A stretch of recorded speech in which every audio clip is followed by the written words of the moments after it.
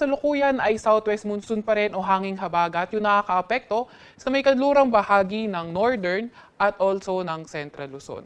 Asahan naman natin yung magiging panahon dito sa may Metro Manila area at sa ating buong kapuluan, partly cloudy to cloudy skies na may mga isolated rain showers or thunderstorms. So, yung ating mga regional services division maglalabas ng rainfall advisory, thunderstorm advisory o di kaya heavy rainfall warning kung kinakailangan. At also, may kita natin sa ating satellite imagery dito sa may silangang bahagi na ating bansa. Meron tayong nakikita mga cloud clusters. Ito ay mababa ang tsansa na maging low pressure area in the next 24 to 48 hours. Para naman sa lagay na ating panahon bukas, nakikita natin mostly dito sa Metro Manila and also sa buong Luzon. Patuloy pa rin yung magandang panahon pero may mga tsansa pa rin tayo ng mga localized thunderstorms lalo na tuwing hapon at gabi. Agwat ang temperatura sa atin sa Metro Manila 25 to 33 degrees Celsius. Dito naman sa may Lawag, sa may Tugigaraw at Puerto Princesa, 25 to 32 degrees Celsius. Para naman sa agwat ng temperatura sa Baguio for tomorrow, 17 to 23 degrees Celsius. Sa Tagaytay ay 22 to 31 degrees Celsius at sa Legazpi ay 25 to 34 degrees Celsius. Para naman sa may Visayas and also sa may Mindanao area, inaasahan nga natin patuloy pa rin yung partly cloudy to cloudy skies na may mga isolated rain showers or thunderstorms lalo na tuwing hapon at sa may gabi. Agwat ang temperatura sa may Zamboanga Peninsula, sa may Cebu, pati na rin sa may Davao ay 25 to 32 degrees Celsius.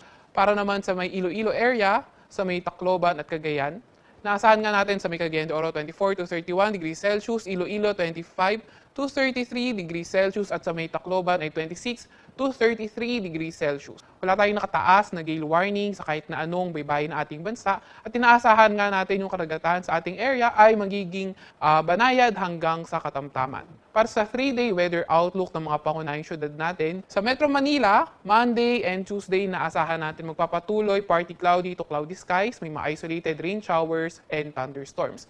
Pero pagdating ng Wednesday, September 30 dito sa Metro Manila, kanlurang bahagi ng northern at Central Luzon, pati na rin sa may kanlurang bahagi ng Calabarzon, inaasahan natin na posibleng maging cloudy skies tayo dyan na may mga kasamang scattered rain showers and thunderstorm dahil sa posibleng epekto ng habagat. Kuwat ang temperatura sa susunod na 3 araw, sa Metro Manila maglalaro mula 24 to 32 degrees Celsius. Dito naman sa may Baguio, sa may Legazpi, Metro Cebu, and also sa Metro Davao, asahan pa rin natin yung partly cloudy to cloudy skies na may mga isolated rain showers or thunderstorm.